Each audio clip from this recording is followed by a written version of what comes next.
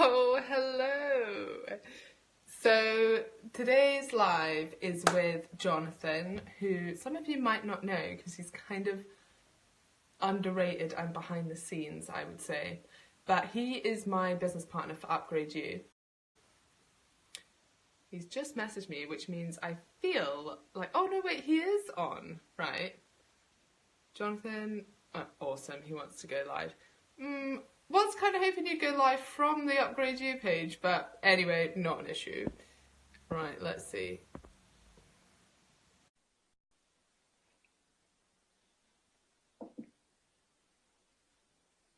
Oh, that didn't work. Great. Jonathan, what's going on? Put what you're doing in the comments. Requested. Jonathan, can you go live from the Upgrade You page? Yes or no? Oops. Right, okay, I think he's changing it. Good, good. Hey, Fitch Fitness. Miss you, miss you. My friend Stephen's hurt his groin. We always walk together in the dark because we're really weird like that. And now we can't walk together because he's hurt his groin and it's quite upsetting.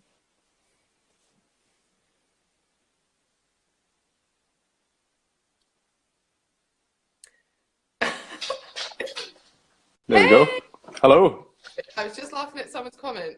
Is it a recurring issue with trainers that sometimes they write their plans on their 5 heads and not whiteboards?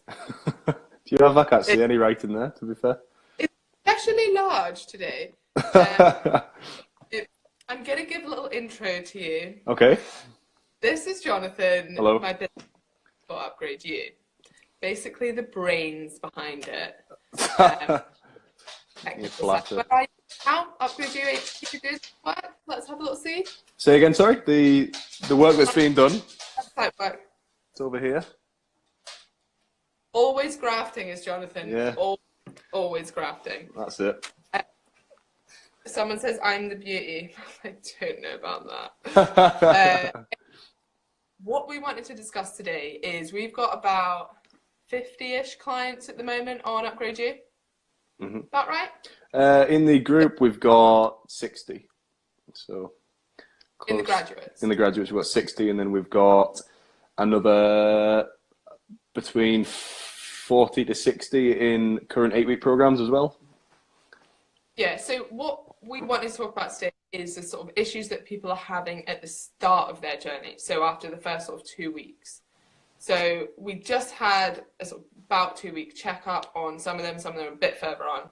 But I took a note of basically the common themes that are coming up with what people are struggling with, and we thought that might be useful for people here.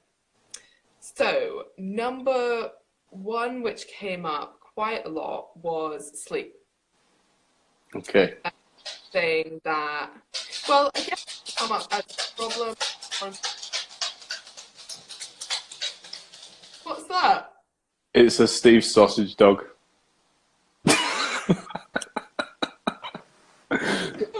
It is. Like, how else would it be? It just passed me, so I'll get Steve to pick him up. Sorry for the interruption. Oh, that's fine. Yeah, so it was like something that we often ask them, like, what's something you can improve on for the next week? And a lot of the things that people are saying is, I could improve on my sleep, or I want to improve on my sleep. So I guess, like, what would your sort of top tips be for improving on sleep? Probably things that people have heard before, because it's quite a kind of regular topic that kind of crops up. One of them is obviously to avoid scrolling through your phone or looking through your phone like late on at night. So people say, like, don't be on your phone or don't watch TV or be on a computer screen 2 hours sometimes before trying to go to sleep. So I don't follow that advice, but I don't really have too much of a problem going to sleep. But that could be something that has worked for people, like obviously anecdotally too, but there's something to do with, was it what, blue light or something that you have in your phones and your screens that which prevent people from, or kind of mimics daylight or something. I think that's what I've kind of heard off the top of my head of. It's actually called it Zeitberger or something like that, which means that it affects your circadian rhythm. Yeah, exactly. Yeah. More awake. I mean, on a sort of less scientific level, it probably means that you're texting someone or your brain's engaged in something. Yeah. Most likely Instagram. And I mean, an obvious exception to this is when I go on live, because that's more important than sleep, actually. Well, hopefully you don't mean it's going to put them to sleep. That's the... No. So yeah, obviously putting your phone away, kind of an obvious one. One that I think is really useful is getting into a routine. Yeah. So, having a standard bedtime and having a standard waking up time. People who work shifts, that's much harder to do. But if you're fortunate enough not to work shifts, like having a sort of set bedtime and then a set time that you wake up, maybe on the weekend you have a lie-in, but most days during the week, even if you don't have to be getting up, like probably should get up. Yeah. Definitely. I think as well with that, I think as far as getting into a routine is concerned, people will say, well, I'm not tired at 9:30 or I'm not tired at 10 o'clock. Like, it's like with anything, you need to kind of practice doing it. Because if you're up at 5:30 in the morning, like 6 in the morning, you're going to bed at 12 at night, you're going to be tired. And the more you do that, the more tired you're going to get. And again, anecdotally, the more tired I am, sometimes the harder it is for me to get to sleep as well. So we know that the more tired you are, the harder it is to stick to your diet. As well, yeah, absolutely. Train hard and recover from those hard training sessions. So they're massive, especially sort of your willpower and your ability to stick to that diet and your hunger level. And definitely. Like that. Sleep does impact you in many ways, not just sort of being a little bit more tired. Your training as well, it's going to be like detrimental to that. Like I don't want to train when I've not been sleeping very well, or I'll train but it's not really going to be the best session, or not always the best session. I'll tire out quicker, I'll take longer in between sets. A session will end up being 2 hours long when it's normally 1 hour and 15. Just little things like that as well. Definitely. Yeah, so basically sleep is really important. I don't know why people call it sleep hygiene as well. I find that a bit of a strange word. Yeah, it's quite a buzzword at the moment as well, isn't it? And it always just makes me think, is your bed like clean? But wash your sheets and you'll sleep better. There's often things about temperature as well. You should go to sleep in a sort of cool room. Mm-hmm. That, if you're really struggling with sleep, there are different things. But in general, just making sure you get enough sleep, and that is different for everyone. So on average, I think the sort of buzz amount, or the best on average, is 7.5 hours. Mm-hmm. But that's obviously on average, and no one is an average. So that means that some people might thrive off 6.5, some people might thrive off 8.5, or what it is. But it's sort of this inverted U curve. So, having too much sleep is bad, having too little sleep is bad. Someone's saying salt lamps, are they bull, or does the red light help? I'm not aware. Yeah, I've not heard of that before. So a red lamp kind of sounds a bit seedy to me. But where are you getting these? Exactly. But I have used, so when I'm at home at my parents', they've got this light that like mimics the sun coming up. And like in the summer, it's so nice to wake up to the sun, like, because you just habitually wake up and it's like a slow awakening because like the light in the room is just lighting up. Yeah. And they've got light that does that. So I think that's quite useful for waking up anyway. Yeah, definitely. Our blinds are terrible for keeping the light out that we've got in the master bedroom. So that's another thing. Like, you kind of just find yourself waking up. It's hard to not wake up, like you said, when the light's coming through. So rather than the blackout blinds where it could be 10 o'clock in the morning and it would feel like middle of the night. So, but I guess, yeah, like the opposite is true in the winter when it actually doesn't ever really get light. Yeah. Scotland, so you'd be in bed all day. What else came up a lot? So something that a lot of people say they need to improve on, which I feel may be slightly overplayed, is almost everyone says, oh, I think I need to drink more water. And I mean, some people maybe, if you're dehydrated, you'll need to drink more water. Yeah. But your body is pretty amazing, and it has this homeostatic mechanism, which means that it's going to keep you at quite a tight water balance. Yeah. And you'll see that the evidence of that is that when you drink more water, you pee more. And that's because your body likes a certain level of hydration, and it will try to maintain that by making you pee. Now, if you don't drink as much, it will try and store more water, not pass it, and you won't pee as much. So as long as you're drinking roughly enough, like I see a lot of people trying to ram down a load of water, and it's completely unnecessary. If you're already drinking enough water, it's not going to help fat loss. Yeah, that's a big one.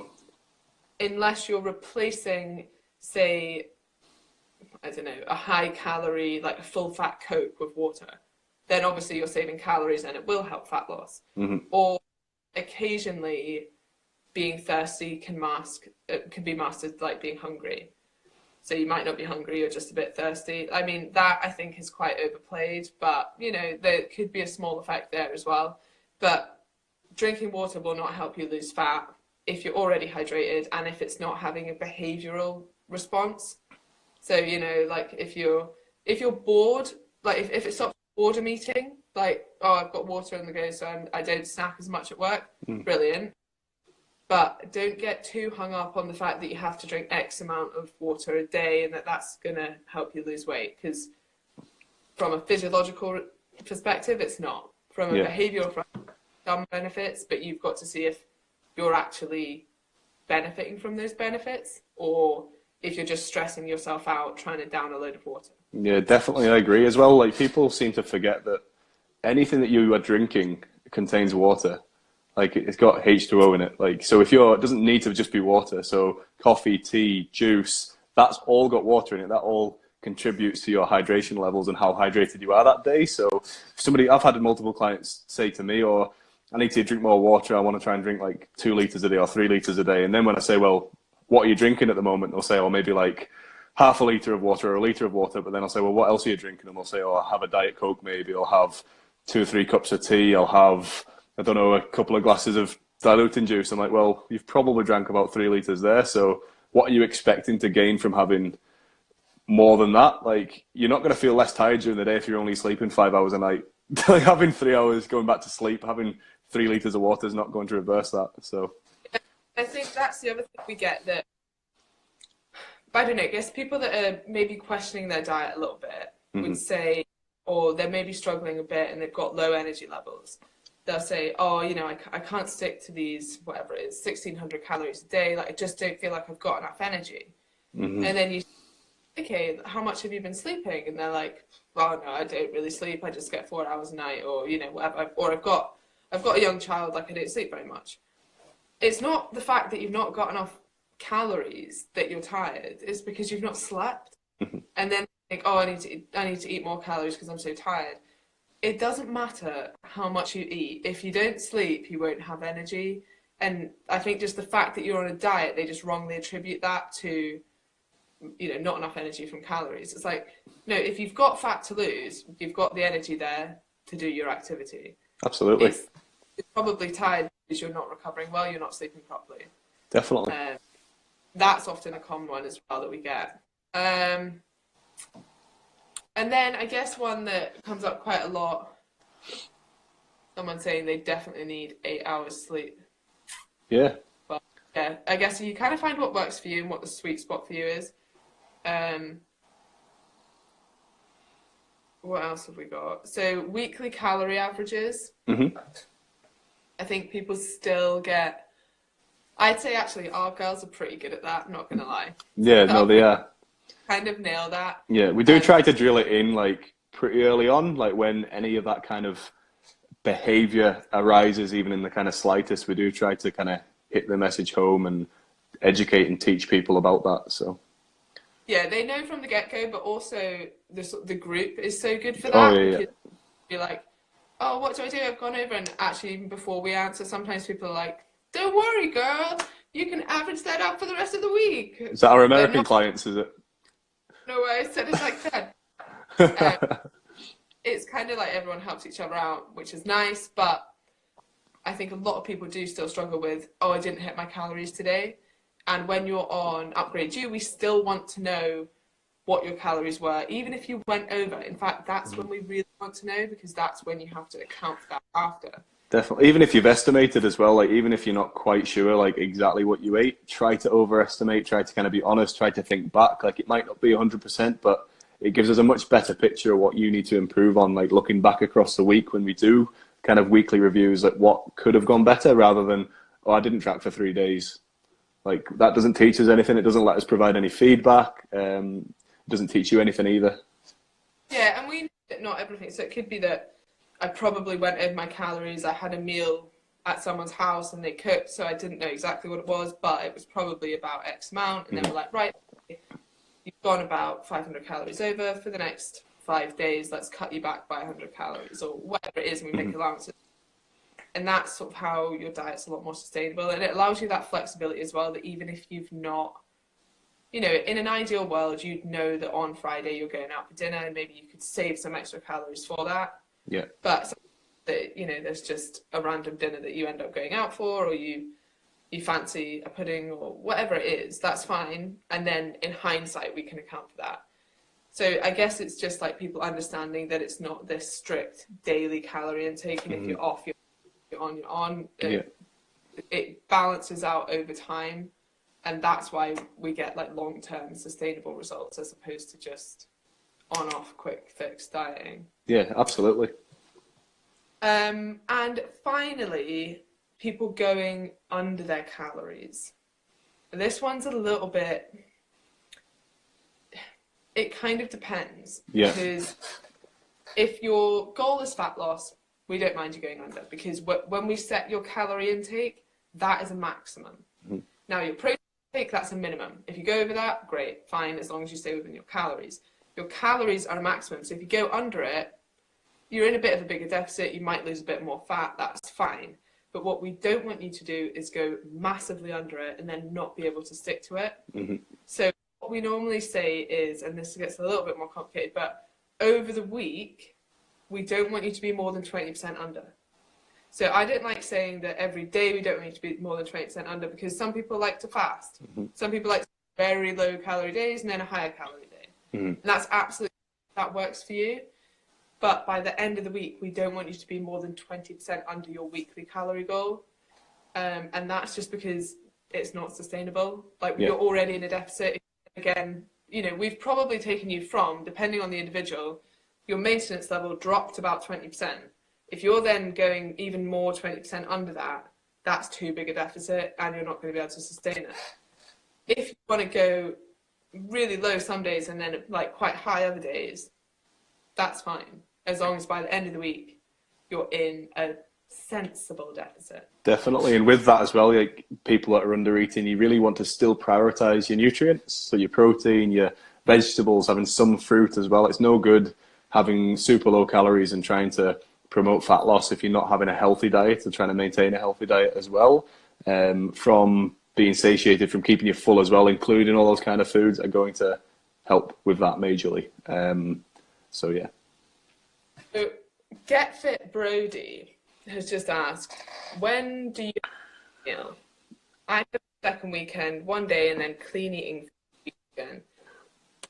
Brody, that's not how we work here at Upgrade You, unfortunately. No. We don't do it at cheap meals. Well, no, it's like we really do focus on, obviously, like I just kind of mentioned, nutrients, getting enough protein in, etc. You don't want to be sacrificing having a diet full of nutrient void foods and just carbs and like just not having a balanced diet basically. But we don't promote kind of clean foods or kind of promote that mentality of saying what's a good food and a bad food. We really want to look at the week as a whole, like we've already mentioned.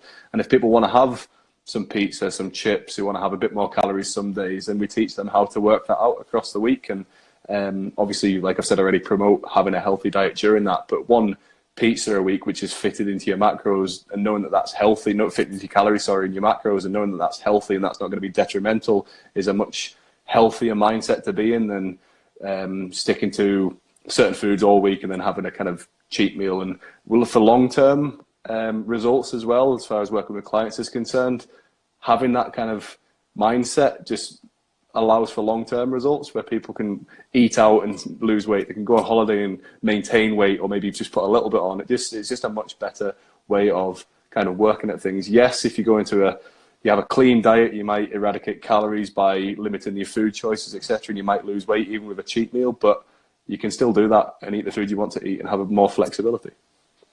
Yeah, and it does create that sort of negative association with food as well, which is something that you certainly want to avoid long. Yeah, definitely. And it kind of even like the mindset of, oh, this is my cheat meal, so I'm going to eat as much as I can, even if I kind of don't really want it, and I'm going to eat so much that I feel like uncomfortably full because I won't be able to eat this kind of food again for the next 2 weeks. I'll be clean eating. You know, that kind of mindset is not going to help you long term. You know, you feel over restricted during those 2 weeks and then binge out on this cheat meal. You don't need to do that. And I think like being able to fit in a treat here and there, and if you want to sort of almost base it like a cheat meal but be accountable for it, that's fine. So you could have, you know, a day a week where you eat out a couple of times and you have ice cream, but you've saved a load of calories for those days and you can account for it. Or you could fit in, I don't know, a bit of chocolate every day or a little treat every day. However you want to play it, but know that, you know, our sort of rule is that you have to be accountable to everything you put in your body. Like, that's our number one. Yeah, like some people like do prefer to eat quote unquote clean foods or foods that you'd see on a typical clean diet because they prefer doing that as well. Like, and that's fine. And they might want to have maybe more treats at the weekend because there might be somebody that can't have certain foods in the house because it's a trigger food. They might find it easier to go out for a meal because they know that they can't just really binge when they're sitting at a table in front of people without kind of feeling a bit embarrassed. So sometimes in a controlled environment, it's a bit easier for them. But yeah, that's like Emma said, that's our kind of mentality. That's what we kind of teach.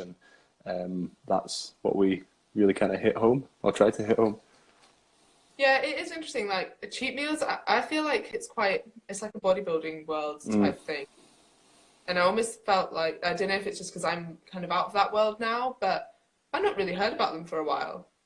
It's still more, it's maybe not as mainstream now, but from kind of speaking to people, or the people I know that are prepping at the moment, that is still, it's a refeed, they class it as, which is a cheat meal, but why would you refeed on a really fatty meal? Like, physiologically, you know that yourself, like you want to get the benefits from having the increased carbohydrates, not a 2,000 calorie meal where there's 100 grams of carbs extra than you'd normally have and the rest of it's fat and protein, for instance. So yeah, I mean, at the end of the day, if it's a bodybuilding diet and that gets somebody stage lean to where they want to be and stuff, then so be it. Like, you do see it. Like, one of my closest friends is an IFBB pro and he has cheat meals and things like that, but it's just not really spoken about, like you said, as much. Like, mainstream is much more like advertising, you can eat what you want now. I think that's much more of a popular thing to kind of market than this is a meal plan, this is what you must stick to. Like, it kind of puts people off a bit more, I think, nowadays. Yeah, and I think what we kind of have to remember with the cheat meals, and when you see like The Rock eating that pancakes and pizzas and or like some massive bodybuilder, like there might be something else going well.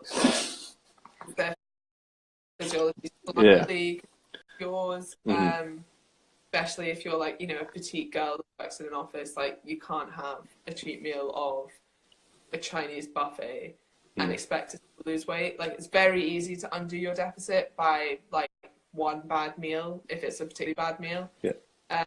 Yeah, and I guess it just really, the mindset of it is not a good mindset to have. Absolutely. That's why we sort of avoid the term cheat meal. And also, you're not cheating your diet. Like, I guess that's why I prefer refeed as such, but you know, it's just some is. Yeah, and I mean, sometimes it can be unintentional, and that's a much better way that we like. That's a much more positive way we like to look at it as well. Like, if your friend that you've not seen you bump into in the train station, like, says, "Oh, do you want to go for dinner? Like, I've not seen you for ages." Like, and you go out and you have that meal, like, you know, you can still eat that same food tomorrow if you wanted to. Like, just because it's not a cheat day or anything like that, but you could have a slice of pizza the next day if you wanted to. You could have a muffin the next day if you wanted to. Like, knowing that those foods are always going to exist and always be able to exist on your diet as well, and just makes it a much easier way to look at food and look at your nutrition. To say no as well, because you can be like, well, you know what, don't really want that today, so maybe I want it tomorrow, but I don't want it today. Yeah, definitely. Whereas cheat meal, it's like, well, I can only have it today, and then be able to have it again till the next 2 weeks. Like, it doesn't make any sense, but like, that's sort of of it. Definitely. You're very welcome, Brody. Thank you very much. Yeah, thanks for yeah. really. Have you got any other points, Emma? Because I've got quite a good one that kind of crops up. Cool. So this one's more to do with kind of going back to kind of being hungry, like from not having a lot of sleep. Sometimes when it's a new client or clients that we've worked with before, we've set the calories. Those calories, we know they maybe do it for a week, and those calories are a week and a half or 2 weeks. And those calories that we've set, the protein, etc., are around about where they should be. So they're causing the right amount of weight loss, they're causing the right kind of rate of inch loss, etc. But the member, the client, etc., says that the calories are too low for them, for instance. And that's something that kind of crops up quite a lot from one-to-one clients, for kind of new clients that are just starting. And your calories need to be at a point that they need to be at, okay? There's no way of us saying, well, we are coaches, we're going to give you 2,000 calories, that's going to get you to lose fat because you're going to eat an avocado a day, and that's going to do something magical. Like, if you need to eat 1,600 calories in order to lose weight, like, that's what you need to eat based on your activity levels. So anything popping up? Are you smiling at something? Someone was like, we had a cheat meal and it ended up lasting a week. Sounds like my all-inclusive holidays. I'm only joking. Yeah. So like that's something that we see quite regularly. So it's not a case of those calories being too low for you. If those are losing, they're not losing, like causing you to lose 5 kilos in a week, because that would be a severe deficit, for instance. But it really is just a case of people managing their days better, creating habits, managing their food better. Like, if people are making food choices which don't have a lot of volume, so one thing Emma does really well is eats very voluminous food, gets tons of nutrients, and also fills herself up. So loads of veggies, some fruit, loads of lean protein. Like, those meals that Emma eats regularly throughout the day, not regularly, like 3 times, 4 times a day, is what's going to keep her or make her able to stay lean, stay in the kind of, well, if she's in a calorie deficit, or stay at maintenance, stay at that without kind of stressing too much. It's people that are trying to have pasta at every meal or rice every night for dinner, and trying to have really fatty cuts of meat, or snacking on nuts because they think they're healthy, or having dark chocolate because they think they're healthy, and really kind of filling themselves with really calorific foods, or having a muffin at lunch and stuff because they know they're allowed a muffin. Like, that's what's going to make diets really, really difficult. So you need to be sensible when making food choices. You need to understand that, right, if I eat these foods, like, I'm going to be hungry later on. And that's a sacrifice you make and a choice that you make. Like, everybody's a big person. They can make these changes. These choices are an adult. And that's something that we see. Like, it just is a case of managing your meals better, trying to find a pattern that suits you. Like, we're not expecting people to be able to find or create a new eating pattern or a new habit straight away. So it's just trial and error, managing things better. And like I said, it's not because your calories are too low. It's because you're not doing those things correctly just yet. So you need to learn to do that. You can't have your cake and eat it, unfortunately. Is one thing I say. And it's especially food for women. Yeah. If it fits your macros, or not even that, just, like a flexible dieting approach, it's great. And actually, you could eat McDonald's every day, but as Jonathan says, you're hungry as hell, because for the other meals you're going to have to eat barely anything. So it's about making those smart food choices. So yeah, like, fill your plate with vegetables, eat lean sources of protein that are going to fill you up, that don't have too much fat on. Just making smarter food choices can allow you to eat a hell of a lot of food. But if you want to fit in these treats, yes, you can, but know that that's probably going to affect what you can eat for the rest of the day. Definitely. And even with that, like, even if you've nailed everything, you're only eating 3 times a day, you're eating massive portions, you're doing everything kind of by the book, or everything that's worked for you before. If you're in a calorie deficit, if you're trying to lose body fat, there's going to be some days you're going to be hungry. You just need to deal with it. You're not going to die from starvation. You're not having a meal till the next morning is not going to cause you to spontaneously combust. Like, you're not going to get brain fog and not be able to sleep and all this kind of stuff. Like, that time will pass. That time when you're hungry will pass just as quickly as it arose. It's not going to be a big deal. Yeah, and I mean, hunger levels tend to come and go even if you don't eat anything. You might be around your sort of habitual meal times, and then if you miss them, you find you're not hungry. Like, I'm sure everyone here's like missed I don't know, their usual lunchtime because they were in a meeting at like 3 o'clock. They're like, huh, that's funny. I'm not even hungry anymore. Yeah. I thought I was really... And yeah, you are, because your hormones that regulate your hunger levels will rise and fall with your habitual eating. So your hunger levels will pass even if you don't eat. That's it. You survived that meeting. Like, you didn't die of starvation during it. You didn't have to get a muffin out of a briefcase and say it's lunchtime. Like, it's fine. You'll be fine. Yeah, you've got these fat stores. That's energy. That's what they're there for. And also, Jonathan says, like, hunger it's a part of weight loss. So being a little bit hungry probably means that your diet's working well. So try not to see it too much as a negative. You know, like, having a bit of hunger here and there probably means you're in a bit of a deficit, probably means you're starting to lose some body fat. So it's not always a bad thing to be a little bit hungry. No. If you're somebody, like, I'm not dieting at the moment, or trying to diet, like, I'm probably eating around maintenance, just at a guess, but there'll be times when I'm hungry. Like, I'm definitely not in a calorie deficit. Like, there'll be times when I am hungry and I'm wanting to eat food. Like, that doesn't mean I'm doing anything wrong. It doesn't mean I've gone into a calorie deficit. It doesn't mean my calories are too low. It's just a something that happens. It's just something that your body does. It has certain hunger signals, hunger hormones, which tells you when you're hungry, when you need food. Like, some of them are wrong, or some of them give you signals when they shouldn't, but, like, that's how it is. Mm-hmm. Embrace the hunger, exactly. Yeah, almost definitely the thing, Stephen. Thanks for that. What else we got? Yeah, so someone's saying, Niels is saying, food restriction is the best way to make me crave it. Like, that's completely true. Well, like, saying foods are off limits is only going to make you want them, or saying foods that you can only eat certain foods at certain times is going to make you want it. Whereas if we say you can have this food at any time as long as you factor it in, then you make a more rational decision as to whether you want to factor that in or not. Definitely, absolutely. So they're fairly common things that crop up, like with newbie clients and newbie kind of members and whatnot. I don't know if there's anything else on your list at all, Emma, or I think they're the most common ones. Go on for ages, but yeah. I feel like we've probably done enough, because I have to record this after, and that means I can't use my phone for 30 minutes. Oh, and, no. You know, that's a big deal, and also, you know, people need to get to sleep. That's it, like me. Sorry, what? I said like me. Yeah, like, we need to get sleep for our 8 hours of sleep, and you guys should too. That's it. So I'm going to leave it there. Thank you, Jonathan, for joining me. Have you actually joined from the Upgrade You page? Yeah. Yeah, I didn't realise I was on my personal Instagram account, so yeah, this is Upgrade You. So Upgrade You already. That's because it. It's me.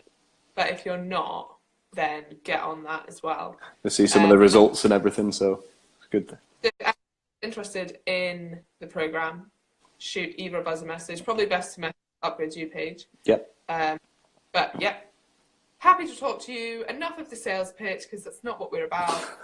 You're gonna need it, but yeah. What do you guys think of Herbalife?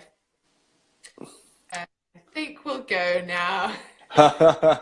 Drink some water instead, save some money. That's basically what I say. It's not. Great. Right. Thanks, guys. See you in a bit. Bye-bye.